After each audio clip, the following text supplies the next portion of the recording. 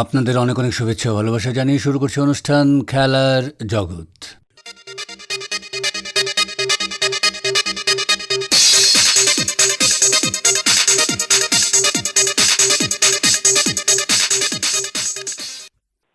India ক্লাবের ১২৫ বছর পূর্তিতে বরাক ভিত্তিক অনূর্ধ্ব-১৯ ক্রিকেট প্রতিযোগিতায় চ্যাম্পিয়ন শিলচর দল এবং ৭৩তম আন্তঃজেলা টেবিল টেনিস প্রতিযোগিতায় সফল শিলচর জেলা দলের খেলোয়াড়দের বুধবার আয়োজিত এক অনুষ্ঠানে সম্মানিত করল শিলচর জেলা ক্রীড়া সংস্থা।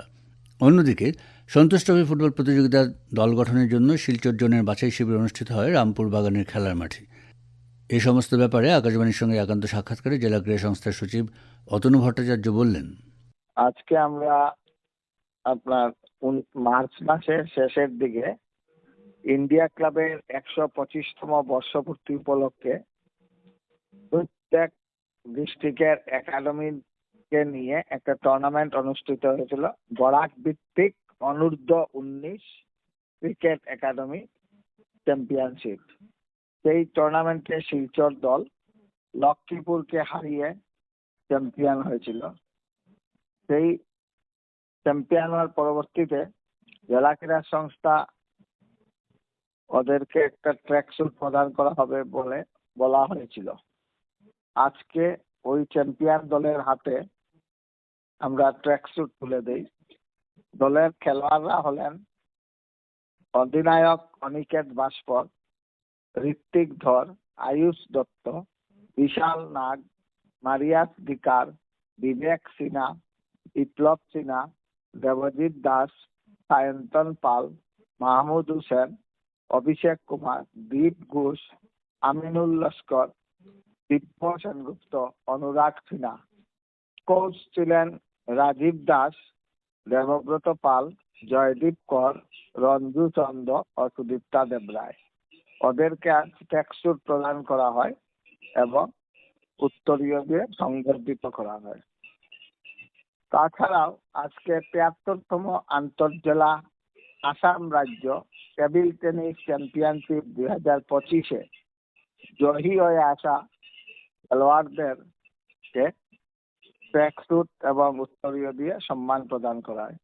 ওই দলের খেলোয়াড়রা ছিলেন দিবিজা পাল, রাহিনী দেব, আরোহী নাথ, সোহিনী ভট্টাচার্য, বিপ্রজিৎ পাল, এম জনিত সিং, ধনাক্ষী সাহা, বিপ্রজিৎ দেব, প্রাঞ্জল দাস ও অভিনব দে।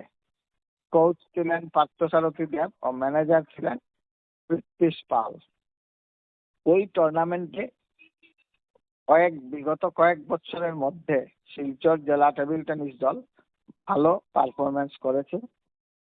আজকের অনুষ্ঠানে উপস্থিত ছিলেন সংস্থার সভাপতি শিবব্রত দত্ত, সম্পাদক অতনু ভট্টাচার্য, সহ-সাধারণ সম্পাদক দেবাশিস সোম, অরিজিৎ গুপ্ত, তাছাড়াও আম্পায়ার ব্রাঞ্চের সচিব হিমাদ্রি শেখর দাস, গ্রাউন্ড সচিব রাজু হাজাম সহ অন্যান্যরা। অনেক প্লেয়ারদের অভিভাবকরাও আজকের এই অনুষ্ঠানে উপস্থিত ছিলেন। গতকালকে আমাদের শিলচরে সন্তোষ ট্রফি ট্রায়াল সিলেকশন ক্যাম্পের একদিনের ক্যাম্প হয়েছিল আসাম ফুটবল অ্যাসোসিয়েশনের নির্দেশে। সেখানে রামপুর চা বাগান সংলগ্ন মাঠে আমাদের এক দিবসীয় ফুটবল কোচিং ক্যাম্প কাম সিলেকশন ক্যাম্প অনুষ্ঠিত হয়েছে। সেখানে আসাম ফুটবল অ্যাসোসিয়েশন থেকে কোচ দুজন এসেছিলেন, লুচন শইকিয়া ও জয়ন্ত দাস। আমাদের ২ জুনের এই শিবির ছিল। ২ জুনের মধ্যে শিলচর, শরীফগঞ্জ, হাইলাকান্দি, ডিমা হাসাও ও লক্ষ্মীপুর মিলে মোট ৪৫ জন ফুটবল খেলোয়াড়কে নিয়ে সেই নির্বাচনের শিবির প্রায় অনুষ্ঠিত হয়। সেখানে ছিলেন শিলচরের ৩২ জন প্লেয়ার, করিমগঞ্জের ৫ জন, হাইলাকান্দির ৪ জন, ডিমা হাসাও ১ জন ও লক্ষ্মীপুরের ৩। উক্ত শিবির থেকে ২০-২৫ জন প্লেয়ারকে নির্বাচন করা হয়েছে আসাম ফুটবল আগামী কয়েকদিনের মধ্যেই জানিয়ে দেবে কারা নির্বাচিত হয়েছেন। ও নির্বাচিতদেরকে পরবর্তীতে গুয়াহাটিতে নিয়ে আবার সিলেকশন কাপ ট্রায়াল ক্যাম্প অনুষ্ঠিত হবে।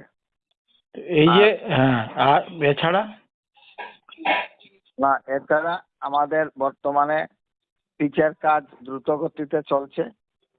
আগামী কয়েকদিনের মধ্যেই ক্রিকেট পিচ তৈরি হয়ে যাবে বলে আমরা চিন্তাধারা করছি, এবং পিচ তৈরি হয়ে গেলেই Assam premier club cricket competition দিয়ে শুরু হবে এবারে ক্রিকেট সিজন। সেটা প্রিমিয়ার কাপ কম্পিটিশন যেটা, সেটা কবে নাগাদ বা কারা খেলবে? সেই আসাম প্রিমিয়ার ক্লাব ক্রিকেট অনুষ্ঠিত হয় প্রতি বছর। প্রথম জেলার মধ্যে সেরা 8টি দলকে নিয়ে এই টুর্নামেন্ট অনুষ্ঠিত হয়। তার মধ্যে যারা চ্যাম্পিয়ন এবং রানার্স হয় তারা পরবর্তীতে জুন লেভেলে যাবে। এইভাবে ধাপে ধাপে জুন থেকে রাউন্ড হয়ে চলবে। শেষ পর্যন্ত আসাম লেভেলের এই চ্যাম্পিয়ন ট্রফি সেমিফাইনাল ফাইনাল হয়ে প্রতিটা ডিস্ট্রিক্ট এই টুর্নামেন্টে যোগদান করে থাকে। বিগত কয়েক বছর থেকে Assam premier club cup cricket চলে আসছে। তো এ ব্যাপারে মানে ক্রিকেট মরশুমের জন্য পুরো পুরো প্রস্তুতি চলছে বর্তমানে। হ্যাঁ, বর্তমানে প্রস্তুতি চলছে। আমরা আশাবাদী আগামী 10-12 তারিখের মধ্যেই আমাদের মাঠ সম্পূর্ণভাবে তৈরি হয়ে যাবে। হাইলাকান্দিতে ক্রিকেট মরশুমের সূচনা হলো 16 December Subrata Kumar cricket league দিয়ে। জেলা ক্রীড়া সংস্থার উদ্যোগে নেতাজি সুভাষচন্দ্র বসু ময়দানে অনুষ্ঠিত এই খেলা নিয়ে আকাশবাণীকে জানিয়েছেন সংস্থার ক্রিকেট সচিব কৃষ্ণেন্দু দাস। এবছর আমাদের হাইলাকান্দি ক্রিকেট মরশুম Subrata Kumar memorial B division league দিয়ে শুরু হয়েছে।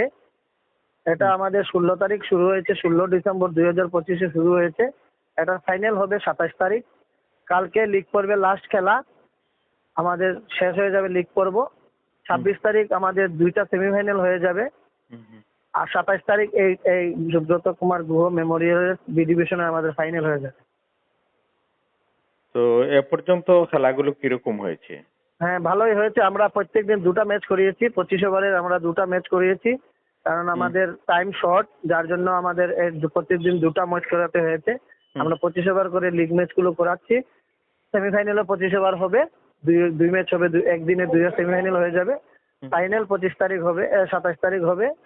এরপরে আমরা আমাদের একদিন গ্যাপ রেখে 28 তারিখ 29 তারিখ থেকে আমরা আমাদের ক্লাব কাপ শুরু করে দেবো। এপিসিসি যেটা আমাদের এসিএ করিয়ে থাকে, এটা আমরা শুরু করে দেব।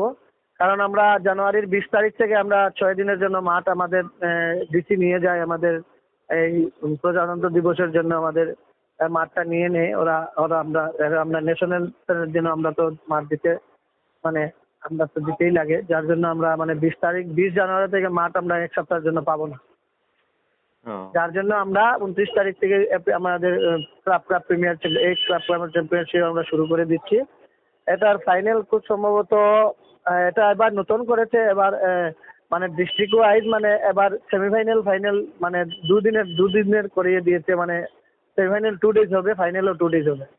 এটা এবার নতুন হয়েছে। আর এবার যারা চ্যাম্পিয়ন হবে ডিস্ট্রিক্টে এরা পাবে 1.5 লক্ষ টাকা, আর যারা রানার্স পাবে এরা পাবে 1 লক্ষ টাকা ক্লাব কাপে। কিন্তু ওরা রানার যারা হবে ওরা কিন্তু আগে যেতে পারবে না। ফাইনাল যে চ্যাম্পিয়ন হবে ডিস্ট্রিক্ট চ্যাম্পিয়ন, কিন্তু এবার এটা যারা রানার্স হবে ওরা 1 লক্ষ টাকা পাবে।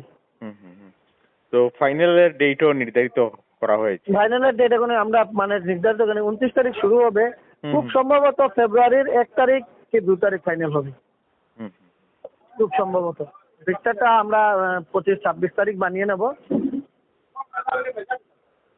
বুঝেছেন? হ্যাঁ। তো এই ক্লাব কাপের জন্য জেলা ক্রীড়া সংস্থার ক্রিকেট বিভাগ পুরো প্রস্তুতি নিয়েছে। হ্যাঁ, পুরো প্রস্তুতি নিয়ে ফেলেছে, কারণ আমাদের এখন পিচ পুরো রেডি আছে। আর আমরা এর জন্য আর একদিন গ্যাপ রেখে আমরা 29 তারিখ থেকে শুরু করে দিচ্ছি। সুব্রত কাপ এখন যেটা চলছে, Subrata memorial, Subrata Guha memorial B division. হ্যাঁ, বি ডিভিশন। তো তার ফাইনাল 26-এ হবে সম্ভবত। 27 তারিখে হবে। 26 তারিখ 2টা সেমিফাইনাল হবে, 27 তারিখ ফাইনাল হবে। 28 তারিখ রোববার, ওর দিন আমরা অন্য কাজগুলো করব, কারণ এসিএর টুর্নামেন্টে কিছু মানে আমাদের তো মেনটেনেন্স তো করতে হবে, এটা প্লেয়ার বসার জায়গা বানাতে হবে, তারপরে আমার এশিয়ার ফ্ল্যাগ ট্যাগ এটা বানাতে হবে। উদ্বোধনী আমাদের 29 তারিখ হবে, উদ্বোধনীতে আমরা চাচ্ছি যে কোনো একজন মানে সিনিয়র মোস্ট প্লেয়ারকে দিয়ে আমরা এটা উদ্বোধন করাতে। দেখি আমরা কাকে পাই। আমাদের প্রেসিডেন্টও এখানে প্রেজেন্ট আছেন, আমাদের ডিস্ট্রিক্টে মানে গৌতম রায় আছেন, আমাদের ডিএসএ প্রেসিডেন্ট উপস্থিত আছেন।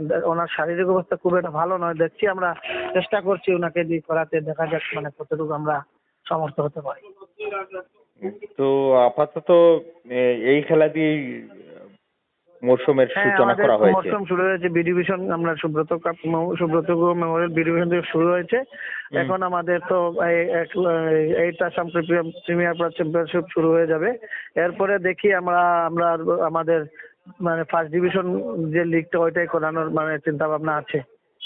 কারণ এবছর রোজা তো একটু তাড়াতাড়ি চাচ্ছি যে রোজার আগে যদি আমরা ফার্স্ট ডিভিশনটা করিয়ে নিই তাহলে তো ভালো। এই খেলাতেও প্রাইজ মানি রয়েছে নিশ্চয়ই। বি ডিভিশনে দেখছি মানে মানে চেষ্টা করব আমরা প্রাইজ মানি দিতে। আমরা কোনো স্পন্সরশিপ যদি পেয়ে যাই তাহলে দিয়ে দেবো আমরা। যার স্মৃতিতে ওই পক্ষ থেকে ওই পক্ষ থেকে একটা আসবে, এখন দেখা যাক মানে ওরা কি আমাদের তো এখনো ফাইনাল হয়নি, মানে আমরা 27 তারিখের আগে ওদের সাথে বসে কথা বলবো কি ওনারা কি নেবেন। আপাতত আপনার ক্রীড়া বিভাগের এই সূচি এরকমই হ্যাঁ, রয়েছে। আপাতত এই ক্রীড়া বিভাগের এই সূচি আছে। আর ভবিষ্যতে তো আরো খেলা রয়েছে আমাদের, এখন দেখা যাক আমাদের কি আসে। আমরা মোটামুটি ক্রিকেট মরশুমে যা আসবে সবার জন্য প্রস্তুত আছি আমরা।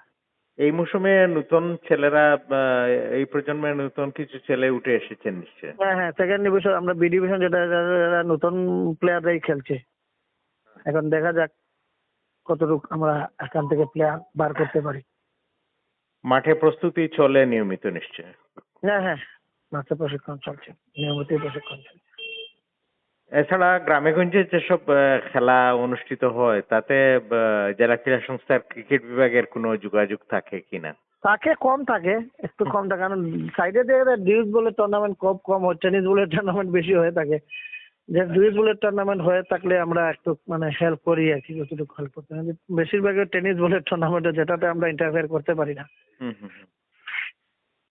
তাছাড়া সরকারিভাবে স্পোর্ট বিভাগ থেকে কিছু যোগাযোগ না, আছে? এখনো আমরা সরকারের পক্ষ থেকে কিছুই পাইনি স্পোর্টস এর।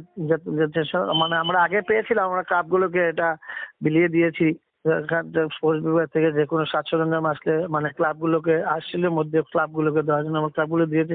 এখন এরকম কিছু মানে ফ্যাসিলিটি আসছে না সরকারের পক্ষ থেকে। মরশুমের প্রথম খেলা কতটা জমেছে, মানে দর্শক কি মানে পুরো ধরনের? জমা হয়েছে উঠেছে, কারণ আমাদের 4টা সেমিফাইনাল পেয়ে গেছি আজকে আমরা।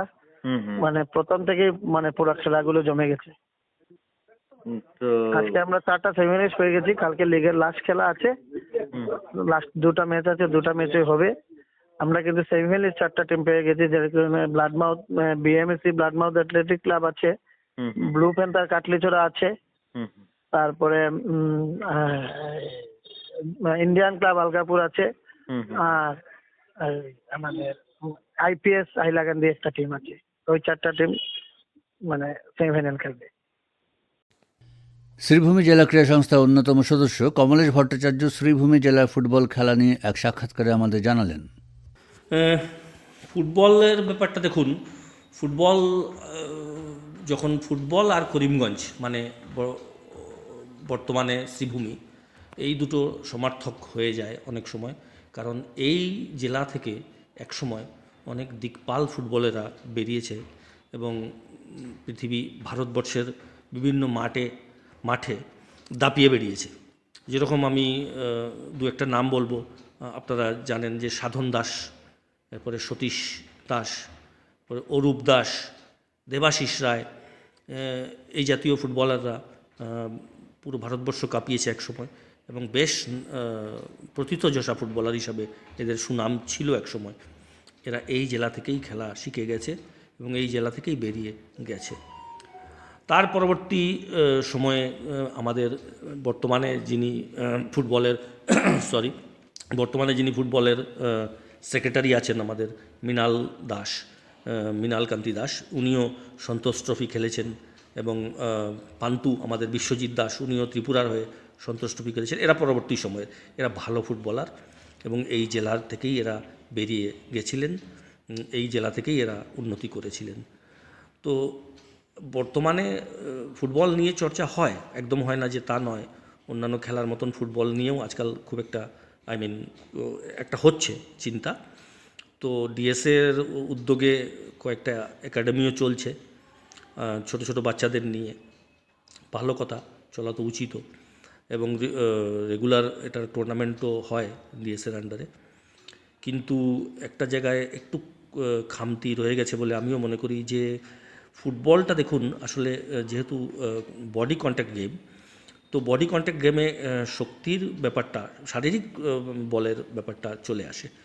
তো ন্যাচারালি শারীরিক বলের দিক থেকে দেখতে গেলে আমরা দেখি যে গ্রামেগঞ্জে যারা ছেলেমেয়েরা আছে তাদের শারীরিক বল একটু বেটার হয়, এবং এরা গ্রামেগঞ্জে খোলা মাঠে বেয়ার ফুটেড খেলছে, যথেষ্ট ভালো খেলছে, কিন্তু এরা সুযোগের অভাবে ডিস্ট্রিক্টে জেলায় আসতে পারছে না, এবং প্রত্যন্ত অঞ্চলে পড়ে রয়েছে এরা, এবং ধীরে ধীরে এদের কোয়ালিটিটা নষ্ট হয়ে যাচ্ছে।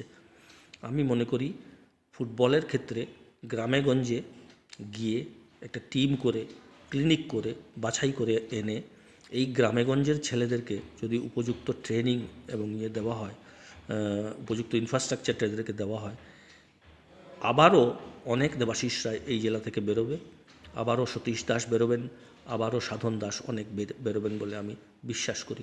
দরকার শুধু একটু মনোসংযোগের। তো সেক্ষেত্রে এই যে গ্রামের ছেলের কথা বললেন, বা আমাদের শহরের অঞ্চলের যে ছেলেমেয়েরা, তারা কিন্তু এখন মোবাইল এডিক্টেড হয়ে গেছে, স্কুল পড়ুয়া বিশেষ করে।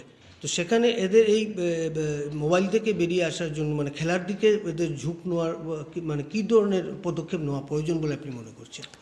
হ্যাঁ, দেখুন, এটা সত্যি কথা আপনার। আমি যদিও ভলিবলের ম্যানেজার ছিলাম, কিন্তু আমি বিগত 22 বছর আমি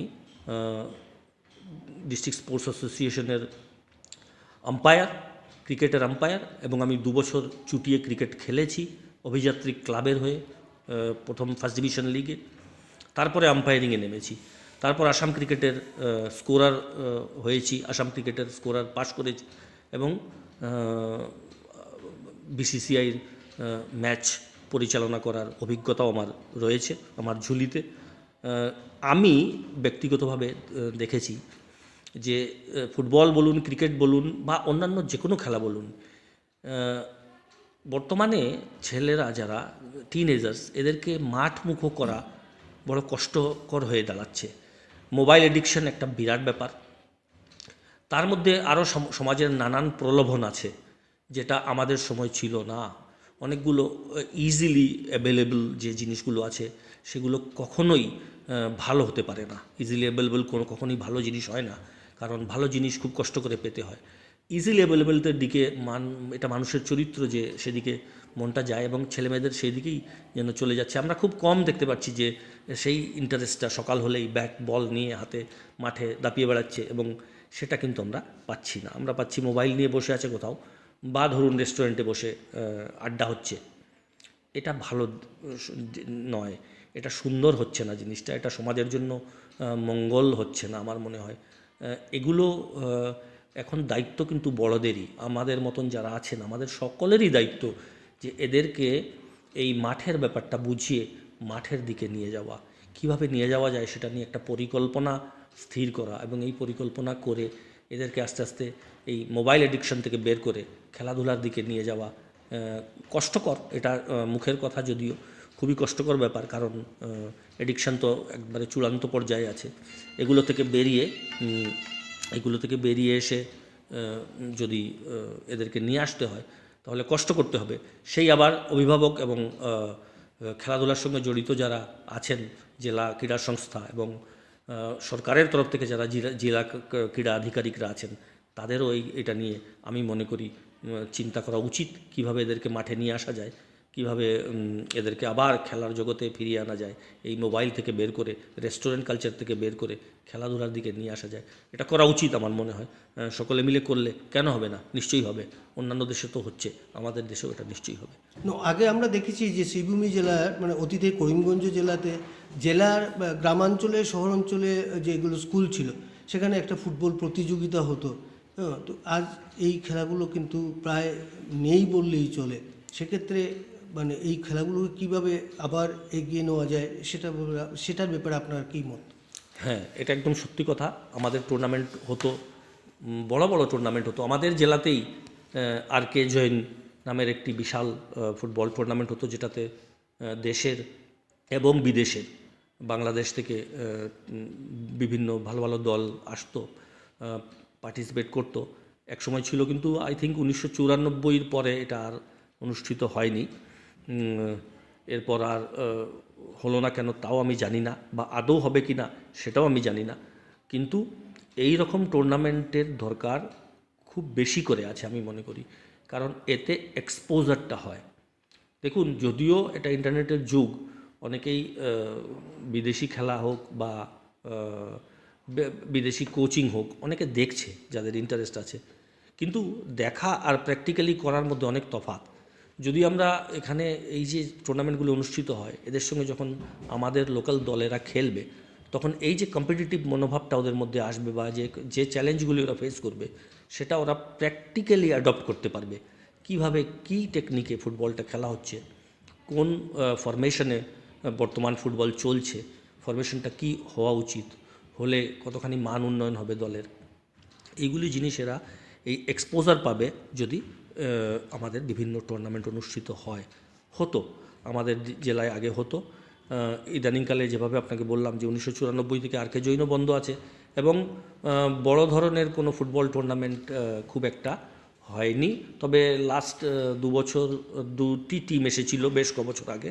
আমি লোকাল ম্যানেজার ছিলাম, এই জন্য আমার মনে পড়ছে। একবার বাংলাদেশকে আনা হয়েছিল, বাংলাদেশ মোহামেডান স্পোর্টিং বোধহয়, আর একটা বোধহয় আইজলের একটা টিমকে এনে এখানে খেলানো হয়েছিল। যথেষ্ট ভালো খেলেছে ওরা, এবং লোকাল যারা ফুটবলার্সরা আছে, বাচ্চারা, ওরা দেখেছে ওদের উন্নতি হয়েছে, ওরা শিখেছে অনেক কিছু ওদের কাছ থেকে। এই জাতীয় জিনিস হওয়া উচিত। হলে তো বললাম তো, এটা যখনই ইন্টারাকশন হবে, আমাদের যেরকম আগে ছিল স্কুলে এক্সপোজার টোর ছিল, আমরা এক স্কুল থেকে আরেক স্কুলে যাওয়া, আরেক স্কুল থেকে আরেক স্কুলে যাওয়া, ওখানে খেলা, এগুলো ছিল।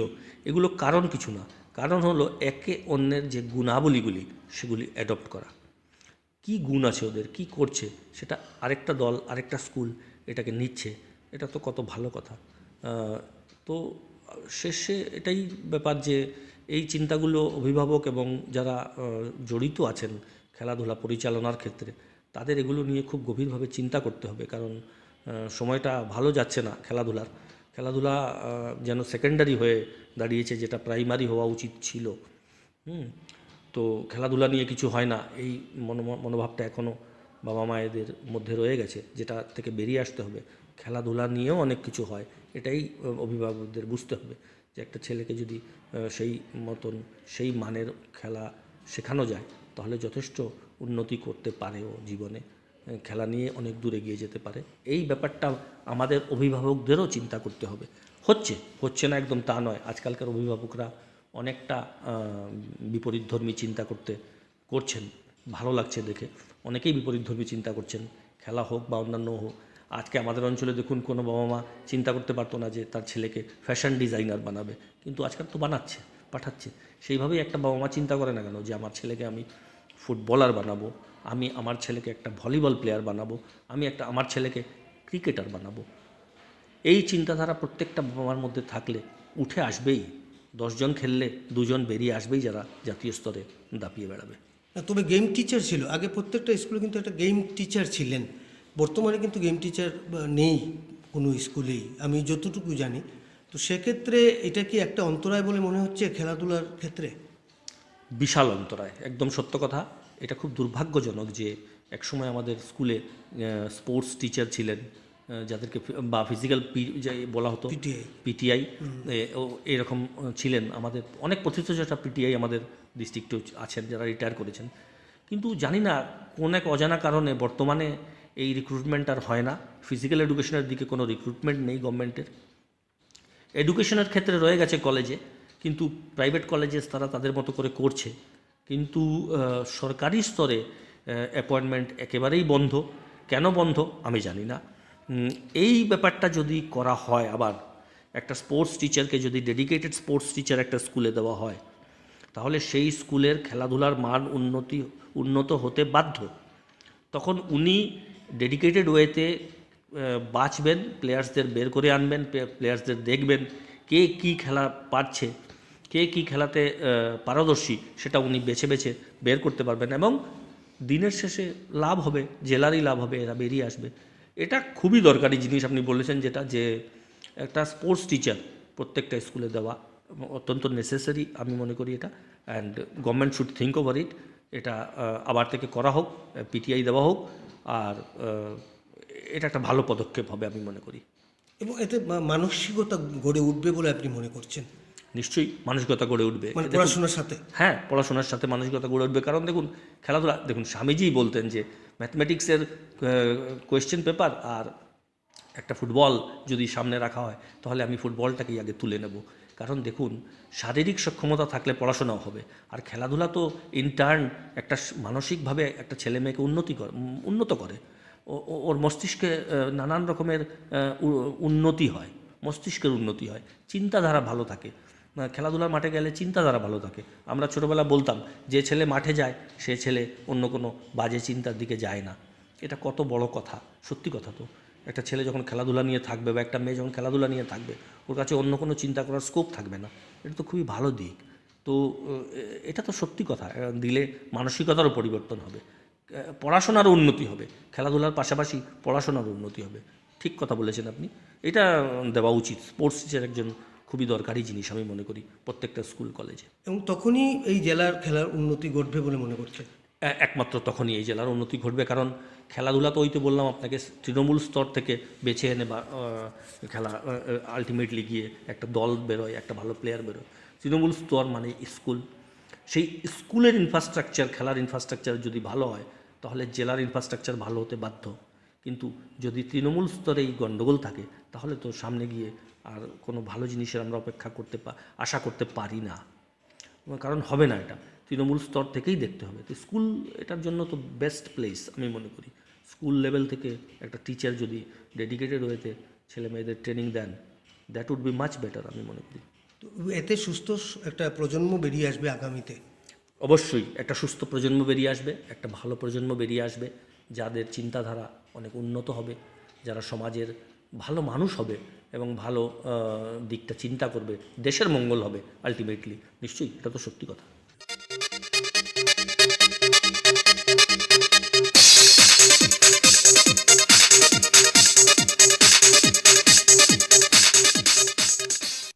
শ্রোতা বন্ধুরা, খেলার জগৎ আজ এখানে শেষ করছি। আপনাদের সঙ্গে আবার কথা হবে আমাদের আগামী অনুষ্ঠানে। আপনারা ভালো থাকবেন এবং অবশ্যই সুস্থ থাকবেন। এবারে বিদায় নিচ্ছি, তবে তার আগে জানিয়ে দেব, উপস্থাপনায় ছিলাম অনির্বাণ জ্যোতিগুপ্ত, সাক্ষাৎকার নিয়েছেন রতন দেব, জসীমউদ্দিন লস্কর ও নবেন্দু দাস। অনুষ্ঠানটি সম্পাদনা করলেন কৃষ্ণেন্দু ভট্টাচার্য এবং প্রযোজনায় হিতব্রত ভট্টাচার্য।